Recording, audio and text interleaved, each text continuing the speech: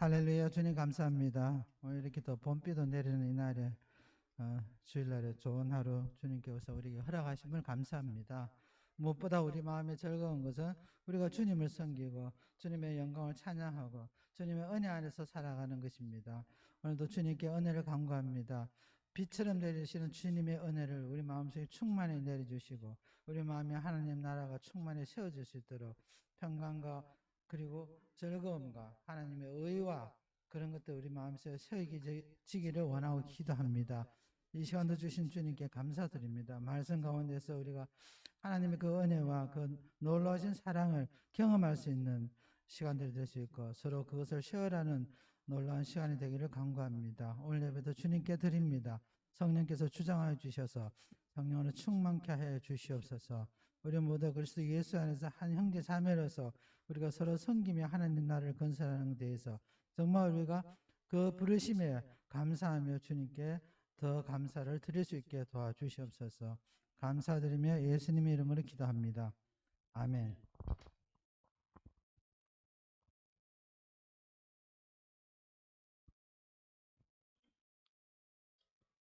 창세기 15장 9절에서 21절 한번 가보겠습니다.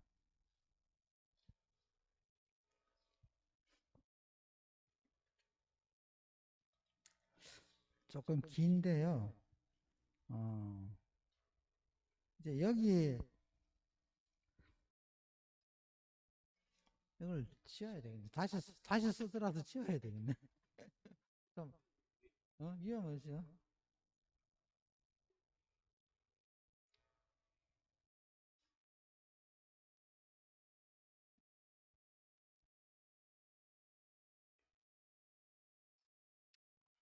이 구절이 그 유명한 횃불 언약이라고 말을 합니다.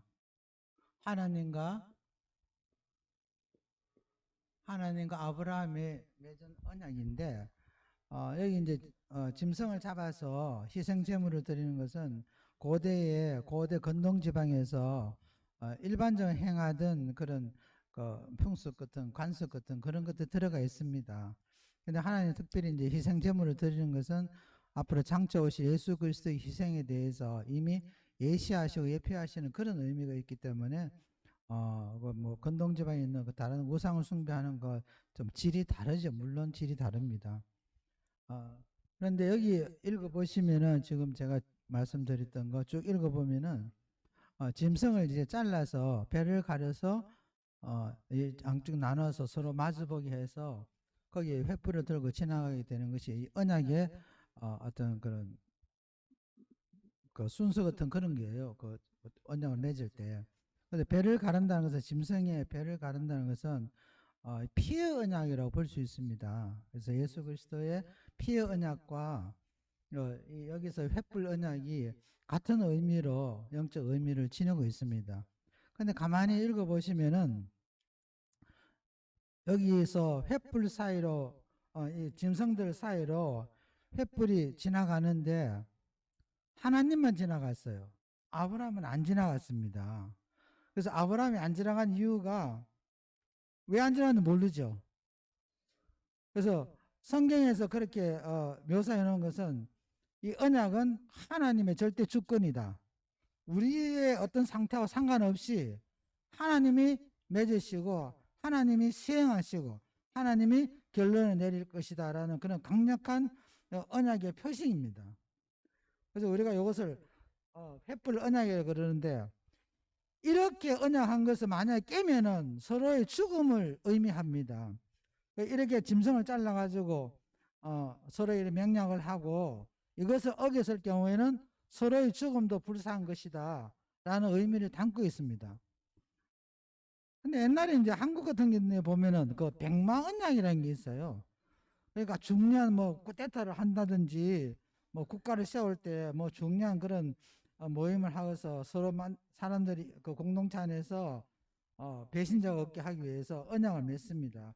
그래서 백마 언약이라는 것은 백마의 목을 잘라가지고 그 피를 사발에 담아서 서로 마시는 그런 뭐 옛날 고대 시대는 그 언약의 형태가 여러 가지 있습니다.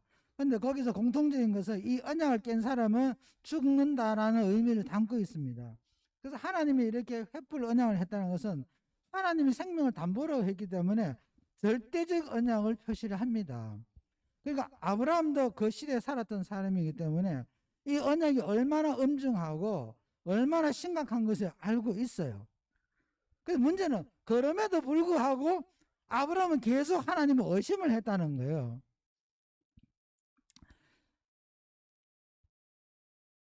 17장으로 가시면은 그 아브라함이 99세 돼서 하나님께 나타나십니다. 이제 하나님께 나타나셔가지고 다시 한번 그 언약에 대해서 상기를 합니다. 자, 우리가 아브라함이 하나님에 대한 그 신뢰와 그 믿음은 이 성경을 이렇게 창세기 기록을 쭉 보면은 이렇게 점진적으로 이렇게 올라가는 걸 볼 수가 있어요. 뭐 한 번 사건 통해서 확 믿는 게 아니라, 어떤 부분에서 이런 횃불 언약을 했으면은 정말 하나님 믿을 만하잖아요. 그런데도 그 뒤에 보면 여전히 의심이 생깁니다. 우리는 잘 알기는 사라의 웃음에 대해서 우리가 잘 알죠. 사라의 웃음. 하나님이 99세에 아브라함이 나타나가지고 이제 언약을 다시 상기를 시켜주고 네가 아기를 가질 것이다. 99세예요. 그러면은 사라는 89입니다. 그랬더니 장막 뒤에서 사라가 그 소리를 듣고 웃었죠. 웃었는데 그러니까 하나님이 그걸 이미 아시고 사라가 왜 웃냐 그랬더니 사라가 너 나 안 웃었거든요 하면서 싹 잡아 떼잖아요. 싹 잡아 떼는데 사실은 그거는 뭐 하나님께 대해서 비웃는 건 아니지만 내가 지금 나이가 90인데 무슨 아기를 넣습니까? 이거는 뭐 말도 안 되는 이야기인데 또 하나님이 그래 말씀하시니까 또 뭐 헛웃음 비슷한 그런 웃음을 한번에 생각하면은 90대 가서 아기를 놓으면 너무 좋다는 생각이 들어서 좀 웃을 수도 있고 하나님이 무슨 그 말도 안 되는 말씀 하세요 하면서 또 그런 의미로 웃을 수도 있습니다. 사라의 웃음은 우리가 많이 잘 알아요. 성경에 같이 기록되어 있으니까. 그런데 아브라함도 웃은 거 기억하세요?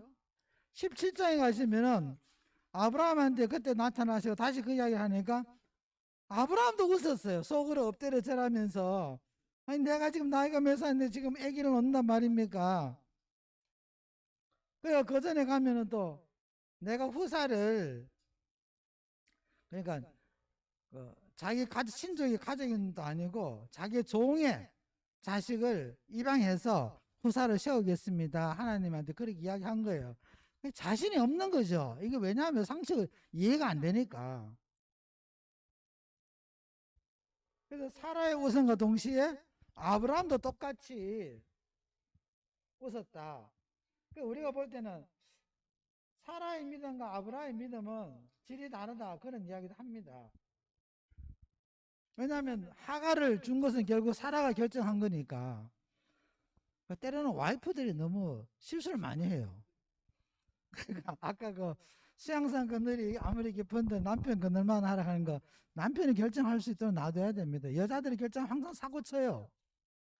근데 그게 제 말씀이 아니고 성경에 계속 그 이야기를 하니까 사도 바울도 여자가 연약하니까 연약한 존재니까 남편이 잘 지켜봐야 된다. 리브가도 보면은 또 사고 치잖아요. 그 편애하고. 그러니까 이런 부분에서 여자들이 실수가 많은 거죠. 근데 실수가 많은 남편이 안 넘어가면 되는데 남편은 사실 긴가민가거든. 우리가 어떤 일을 결정할 때 그렇잖아요. 남편이 내가 하나님이 아니니까 나도 이게 옳은지 저게 옳은지 이 길로 갈지 저 길로 갈지 확실히 모르잖아요. 그래 믿음이 충만하면 너 일로 갈 거야 이렇게 할 텐데 본인도 글쎄요 이런 말이 나오니까 와이프 옆에서 속삭대니까 그래 그 말도 일리가 있지 그래서 넘어간단 말이에요. 그러니까 그런 측면에서 봐서는 사라나 아브라함이나 믿음의 수준이 비슷했다고 우리가 보여집니다. 자, 그럼에도 불구하고 하나님은 횃불 언약을 시작해서 계속 언약을 상기시켜 줍니다. 자, 우리 인생에 있어가지고 우리 삶 속에서 우리가 살아가면서 되게 좀 슬퍼하는 그런 현상들이 뭐 여러 개 있습니다. 뭐 돈이 하나도 없거나 먹을 것이 없거나 뭐 하는 일마다 안 되거나 뭐 이런 여러 가지 일들 있는데, 개인적으로 생각할 때 인생의 가장 서글픈 중에 하나가 이 존재감이 없다는 거, 이게 굉장히 사람들한테 힘들게 하지 않을까, 저는 그렇게 생각을 합니다. 사실 요즘 세대는 정말로 자기의 존재감을 드러내는 것이 그 성공의 지름길이다라고도 사람들 말합니다. 우리가 교회 안에서나 혹은 가정 안에서 아버지가 돼가지고 존재감이 없다는 거, 그거 참 슬프잖아요. 가끔가다 내가 그걸 느끼거든요. 우리 애님한테 내가 우리 애님한테 존재감이 별로 없나? 너무 그냥 오냐오냐 키워서 그러나 이 생각도 들기도 하고. 근데 우리가 이 존재감이 없다는 그 느낌을 가졌을 때 갖고 있는 그 좌절감, 그런 것들이 어디서 왔을까 가만히 생각해 보면은 원래 창조졌을 때 그렇게 지어진 것 같아요. 그러니까 하나님께서 계속 아브라함에 나타나셔가지고 그 믿음을 키워나가는 과정을 보면은 이게 하나님에 대한 어떤 그런 존재감, 어떻게 왔는데 지었다, 어떡하지? 하나님께서도 계속 존재감을 나타내고 싶어 하신다. 우리가 이제 말할 때 하나님에 대해서 우리가 존재감이라는 말을 잘 안 쓰죠. 하나님에 대해서는 우리가 주로 어떤 말을 쓰냐면 현현하신다, 나타나신다, 현현이라는 말을 쓰고, 신은 하나님의 말, 현실한 말도 쓰기도 합니다. 그러니까 하나님의 현현 이렇게 말을 하지 하나님의 존재감 이런 말을 잘 안 쓰죠. 그런데 의미는 같습니다. 하나님께서는 아브라함을 통해서 또 혹은 어떤 다른 부르신 하나님이 부르셨던 많은 사람들을 통해서 무엇을 나타내냐 하면은 결국 자신의 존재감입니다. 나는 창조주다. 나는 너의 주인이다. 이 땅은 다 내 것이야. 내가 씨를 뿌리고 내가 거둘 것이야. 모든 것이 하나님이 주관한다는 절대적 존재감을 계속 현실을 통해서 나타내신다는 거. 그래서 하나님은 아브라함을 가만히 보면은 별로 뛰어난 것 같지도 않고, 그렇다고 믿음이 충만한 것 같지도 않고, 그럼에도 불구하고 아브라함을 부르셔가지고 계속 약속의 성취를 해주고 도와주고 헬프해주고 또는 축복하시고, 이 과정이 뭐냐 하면은 결국 하나님의 자신의 존재감을 드러내는 일이다라고 우리가 보여집니다. 그래서 아브라함 경우에는 부르셨죠. 믿음을 선물로 주셨어요. 그 다음에 믿음이 견고해지도록 계속 다듬어 가셨어요. 그래서 우리는 믿음의 사람, Man of God, 하나님의 사람으로 자랄 수 있도록 하나님께서 계속 뒷받침을 해주시고, 그리고 일을 맡기시고 그 결과를 하나님께서는 영광으로 받아들이시는 거. 이거 보면은 하나님 처음부터 끝까지 아브라함의 생에 있어서는 절대적 존재감을 계속 나타낸다는 거. 이것이 아브라함의 인생에서 굉장히 중요한 의미를 가지고 있습니다. 자, 그런데 아브라함이 이 반전을 이렇게 믿음이, 제가 보기에는 그래요. 이거 사람마다 조금 다를 수 있지만 믿음이 어느 순간에 확 이렇게 자라는 순간, 우리가 신앙생활 하면서도 그런 느낌이 들 때가 있잖아요. 이상하게 요즘은 내가 신앙이 하나님에 대한 믿음이 굉장히 좀 충만한 것 같아. 하나님에 대한 믿는 믿음이 아주 좀 견고해진 것 같아. 그런 느낌이 들 때가 있습니다. 그게 어떤 계기로서 이루어질 때도 있고, 자기 어떤 뭐 어떤 표적이나 이런 거 봤을 때도 이루어질 때가 있습니다만은, 아브라함 같은 경우에는 아마도 그 계기를 본다 그러면은, 왜냐하면 99세에 나타나셨을 때도 아브라함은 그 믿음에 대해서 하나님의 아들을 주신다는 그 믿음에 대해서 Yes, I believe that. 절대적으로 저는 믿습니다. 이런 게 안 보입니다. 그런데 하나님은 왜 아브라함 통해서 그걸 하셨을까? 그 나중에 이제 뒤에 보면은 아브라함이 이삭을 하나님께 바치지 않습니까? 그러니까 그 전까지 아브라함의 믿음과 이삭을 바치는 믿음을 보면은 너무 차이가 납니다. 확실한 차이가 나버리잖아요. 아니 독생자를 줘놔놓고 줄 때는 언제고 또 가져갈 때도 언제야? 아브라함 입장에서 봐서는 하나님이 희생제물을 바치라고 하면 그걸로 끝이지 다시 뭐 살려줄 걸 예비해 놓으셨겠지 이거 아니거든요. 희생제물을 바쳐본 사람들은 희생제물이 어떤 개념인지 압니다. 아 이거면 잘라가지고 쓰면 죽으면 끝이고 피를 내야 되는 것이 그것이 희생제사를 드리는 거지 이거 하다가 막 이거 빼고 다른 제물을 갖다 바치 이게 없거든요.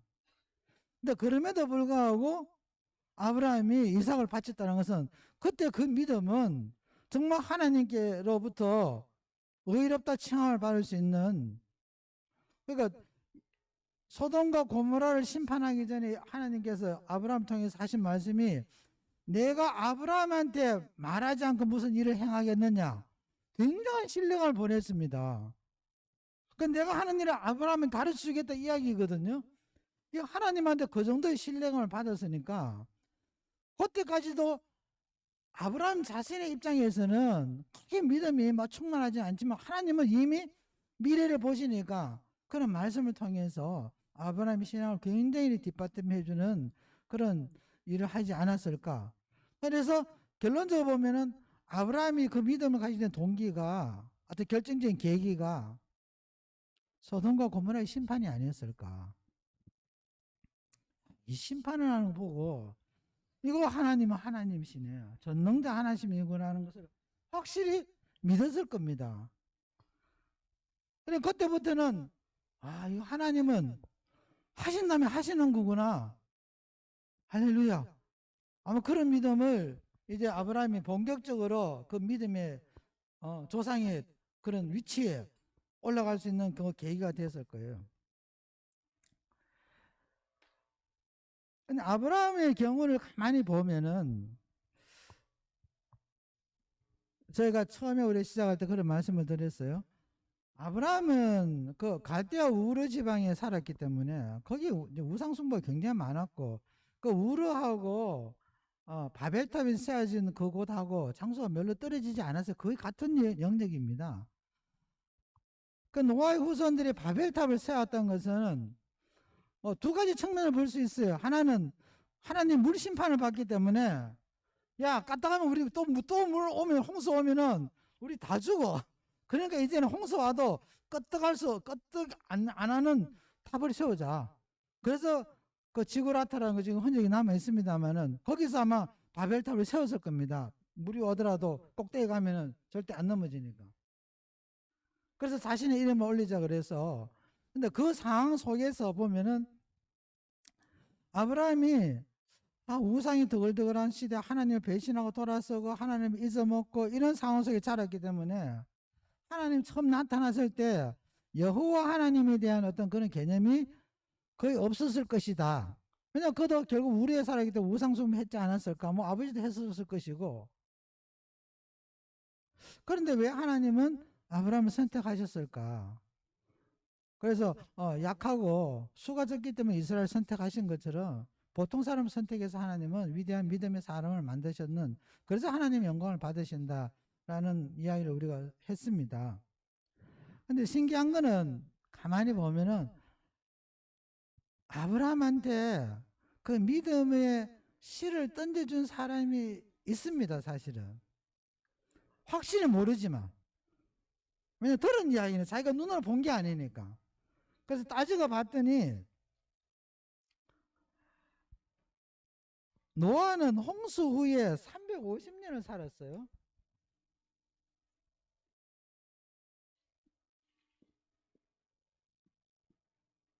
after 뭐 flooding 그래서 AF 뭐 이건 제가 지어낸 말인데 우리가 뭐 AD 뭐 이래 쓰잖아요.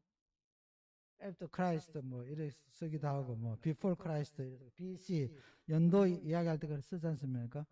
이것도 설 필요가 있을 것 같아요. AF after flooding 홍수 후 350년을 살았습니다. 노아가. 그래서 노아가 죽은 나이가 950세였어요.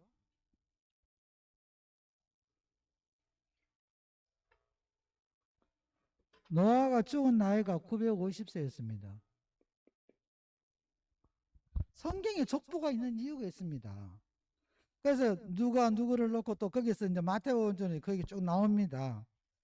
그런데 셈의 아들인 아르박삭이 홍수 후 2년 때 태어났어요.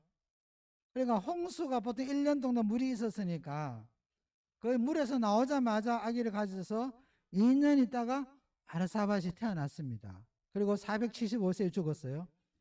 그 셀라, 그 다음에 셀라가 홍수 후 37년에 태어났습니다. 그 쭉 보면은 그 에벨은 67년에 태어났고 멜렉은 홍수 후 101년.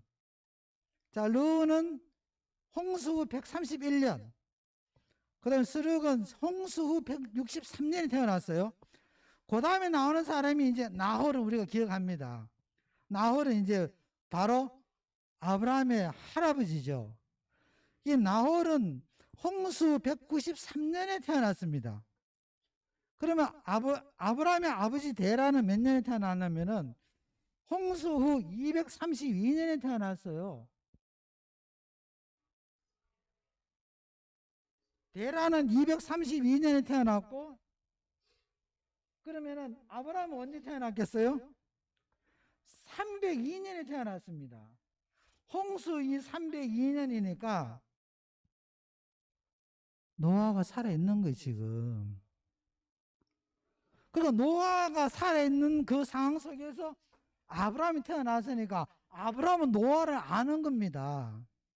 그러니까 48세, 아브라함이 48세에 노아가 죽었어요. 그러니까 노아를 통해서 아브라함이 이미 하나님의 존재에 대해서 들은 바 있는 거예요.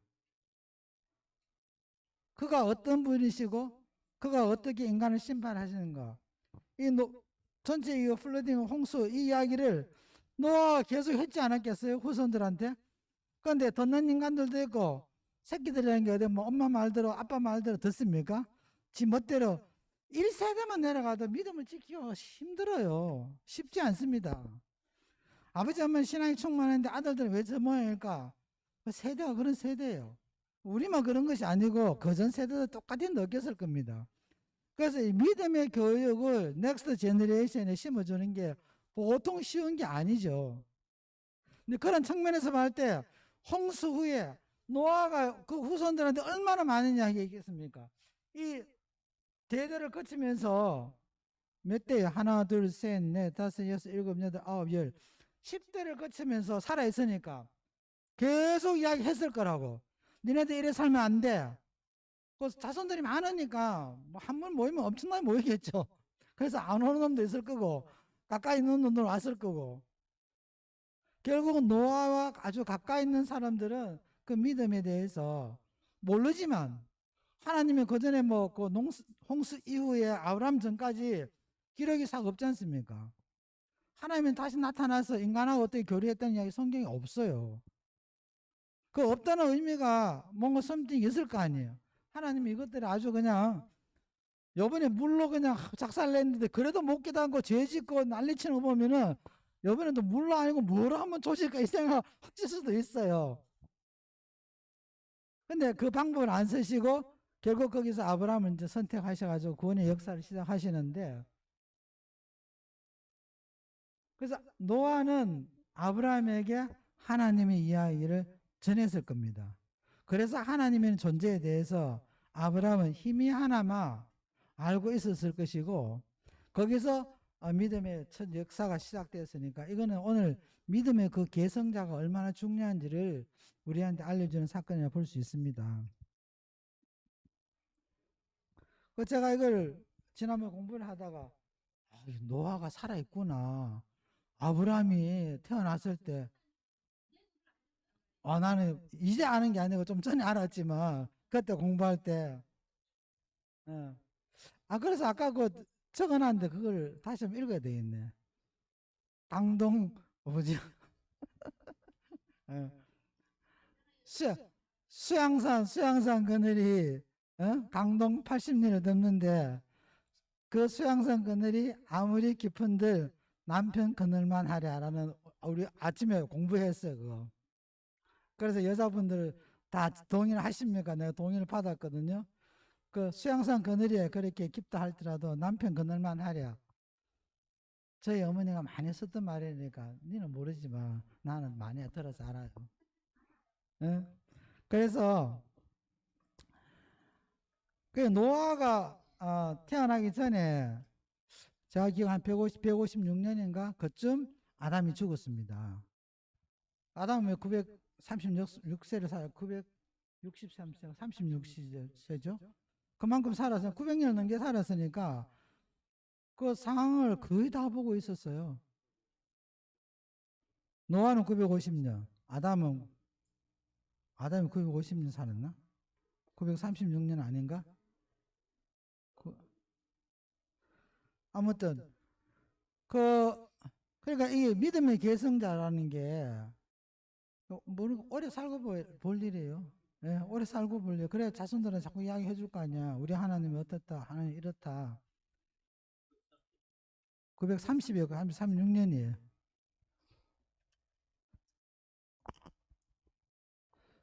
예. 그래서 이 횃불 오늘 이야기하는 말씀은 그 횃불 언약과 그 다음에 사라의 웃음과 동시에 아브라함도 웃었다는 거. 그래서 아브라함의 믿음이 사라의 믿음 뭐 그렇게 뭐 출중하지 않았다는 거. 그러니까 그때 자꾸 남편을 헷갈리게 하면은 남편들이 미스언더스탠드 해가지고 여자 말이 솔다가 넘어가지고 사고 치는 이야기. 오늘 굉장히 중요한 이야기입니다. 남편도 확실치 않기 때문에 넘어가지. 내가 확실하면은 아니 아담이 이브한테 확실하게 이야기했을 거 아니야. 너 이거 뭐 진짜 죽는데 확실히 이야기해. 너 절대 근처 가지도 마 이야기했을 거예요. 그럼에도 불구하고 이브는 넘어가 버렸잖아요. 실수를 했단 말입니다. 그러니까 아브라함 같은 경우에는 하나님 나타나지도 않고 한 번 이야기하니까 뭐 언제 뭐 새끼 줄란지 I don't know. 그러고 있는데 살아와서 야, 그래도 후손이 있어야 된다 가지고 하니까 홀라당 넘어가 버렸죠. 옛날에 그런 말 하잖아요. 이런 말은 좀 안 맞지만 뭐라 그러더라. 뭐 열 여자 싫어하는 남자 없다나 뭐 어쩐다 그런 이야기도 많이 하잖아요. 그런 자세고 싸닥 넘어가 버리니까 이 실수를 하고 두고 우리의 잘못된 판단은 우리의 발목을 잡는 역할을 하니까 특히 우리 여자분들이 조심해야 됩니다. 예, 조심해야 돼요. 내가 판단할 때 이게 하나님 길인지 아닌지 긴지를 확실하게 판단하고 남편한테 권해야지. 할렐루야. 예. 자, 그 다음에 이제 마지막 사건입니다. 마지막 사건이 이삭을 이제 바치는 사건인데,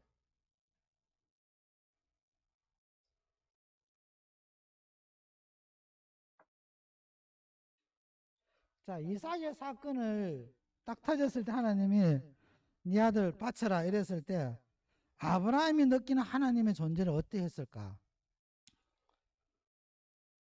자, 노아가 아니라 소돔과 고모라의 심판을 보시고 그리고 백세대에서 아들을 주시고 전능자 하나님의 모습으로서 막판에 이제 하나님이 아브라함이 들어갑니다. 그 전까지는 전능자라는 개념이 별로 안 들어왔을 거예요. 하나님은 모든 일을 할 수 있다. 나 지금 가난합니다. 하나님 우리 부자 만들려고 하면 금방 만들죠. 그렇잖아요? 여러분 비즈니스 해보세요. 어떨 때는 잡이 줄줄 들어와요. 어떨 때는 바짝 메말라가지고 잡이 안 들어오더라도 어떨 때는 술술 들어옵니다. 제가 저희 형님하고 그 회사를 했을 때 나오고 이제 같이 하고 자기가 먼저 라이센스 시험을 쳤어요. 그래서 제가 사크라멘토 가서 같이 시험을 친 기억이 나는데 그때 나한테 그러더라. 시험 치고 나와서 야 이게 떨어질 것 같은데 시험 문제가 생각보다 어렵더라 이래 이야기하는데 내가 많이 떨어지면 네가 쳐라 이러더라고. 자기 공부하기 싫다고. 그래서 내가 그러지 뭐 그랬어요. 근데 합격이 됐어. 어쨌거나 오래전 이야기예요. 그러면서 이제 회사를 만들고 비즈니스 시작하는데 비즈니스 아주 잘 되더라고요. 굉장히 잘 됐어요. 근데 그때 이름을 같이 넣을 거야, 네가 할 거냐, 그때 뭐 당연히 형님 한다고 그랬는데 난 내 이름 안 넣는다 그랬었어요. 왜 안 넣냐? 나는 그게 그 길이 아닌 것 같았어. 뭔가 그때 예수를 안 믿은 때거든요. 내가 비즈니스맨이 돼가지고 돈을 벌고 사는 게 그게 나하고는 안 맞는 것 같은 느낌이 들어서 나는 공부할래 이렇게 이야기한 거예요. 그래서 형님 혼자서 동네에서 혼자 비즈니스 하면 나는 그냥 헬프만 했죠. 나중에 잘 되니까 배가 살살 아픈 거야. 이거 괜히 안 한다 그랬나 하면서. 왜냐면 공부를 하면서 맨날 저기 그 우리 그 샌프란시스코 시리 칼리지가 있거든요. 거긴 제가 10년을 다녔어요. 원래는 2년만 다니면 되는 거를 10년을 다닌 이유가 하다가 드랍하고 뭐 탁구 친다 안 가고 뭐 골프 친다 안 가고 제대로 공부를 이어가지를 못했어요. 그러다 보니까 공부는 공부대로 안 되고 비즈니스대로 형님 잘하는 것만 쳐다만 보게 되고 나는 그 부스러기 먹고 이런 상황 이제 진행되니까 제가 이야기를 왜 시작했는지 모르겠는데 갑자기 그래서 하나님께서 블레싱을 하시면은 아브라함의 경우처럼 아브라함은 그렇게 했는데 나의 하나님은 어떤 하나님이냐? 그분은 축복의 하나님입니다. 그분은 구원의 하나님이다. 그 자기 의지하고 상관없는 거예요. 아니 애굽에 붙들려가지고 와이프도 잃어버린 상황 속에서 왕창 블레싱 받아가지고 돌아왔으니까 이거 아브라함한테는 대단한 거죠. 야 우리 하나님 멋지다. 우리 마누라 잃어버린 내 실수해가지고 애국 가가지고 마누라 잃어버린 딱 찾게지. 그것만 부족해가지고 왕창 부자 만들어 보내주지. 얼마나 좋았겠어요. 그럼 아브라함이 쭉 보면은 별로 고난이 별로 없어요. 따지고 보면은 괜히 지가 결정이 좀그 가나안 땅에서 흉년에 들어가 좀 견뎠으면 됐을 텐데 그것도 뭐 아이고 이래가 뭐 되겠나 싶어가지고 애굽 내려가 지가 골탕 먹은 거지. 그래서 아브라함이 다가오는 하나님이 어떤 면에서 순차적으로 이렇게 나타나시고 이제 마지막에는 전능자의 모습으로서 생명을 주는 생명의 권원의 모습으로 지금 나타내는 거예요. 그래서 그 직전까지가 바로 소돔과 고모라의 심판의 하나님 오시는데 심판의 하나님 오시고 난 뒤에 바로 생명을 줍니다. 그래서 아브라함이 느끼는 느낌은 심판보다는 생명이 우선이라는 생각이 들 수 있습니다. 야 노아의 홍수라 소돔과 고모라가 멸망하나 보고 야 하나님 겁나네 이거 까불다 큰일 나겠다. 재앙이라는 게 순식간에 오니까 그렇게만 생각했을 텐데 이삭이 그 다음에 태어남을 해서 심판의 하나님보다는 생명의 하나님, 구원의 하나님으로 다가왔다는 거. 근데 거기까지 좋았어요. 그런데 우리가 시기적으로 보면 한 15년 이삭이 태어나서 한 뭐 시기적으로 보면 14살, 15, 16 보통 이렇게 추정을 합니다. 난데없이 이삭을 내놔라 그랬을 때는 아브라함이 느낀 하나님은 어떤 하나님이었을까? 이게 뭐야 이거? 병 주고 약 주는 것 아니고. 그런데 이미 그때가 아브라함의 믿음은 완전히 깨져 올라온 상태죠. 그야말로 맨 오브 갓이 돼서 하나님의 사람으로 됐습니다. 그런데 우리가 한 가지 생각할 것은 하나님은 아브라함이 이삭을 바칠 것을 알고 계셨습니다. 그렇죠? 그분은 모든 것을 아시니까 내가 어떻게 죽을지, 내 결말이 어떻게 될지. 어제 뭐 누가 그런 이야기 하다가 노년이 되면은 우리가 요양을 가느냐 마느냐 그런 이야기가 나왔었어요.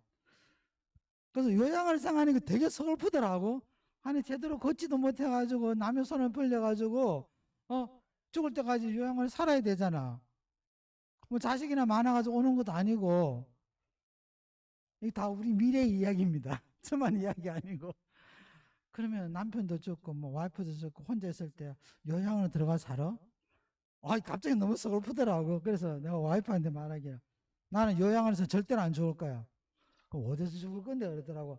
길거리에서 죽을 거야 그러더라고. 내가 그랬어요. 왜 길거리에서 죽어? 비참하게 객사하는 거다. 그거 제일 나쁜 건데. 아니 나는 길거리에서 죽을 거야. 그 길거리에서 뭐 피를 먹다가 죽으려고. 그게 아니라 이 팻말 하나 들고 불신지역 예수 천국 그거 하나 들고 왔다 갔다 하면서 전도하다가 죽을 거야. 이 사람이 남자로 태어나서 그래 죽어야지. 그 요양을 해서 하루 이틀 3일 날 내 죽을 날을 기다린다는 거 no way.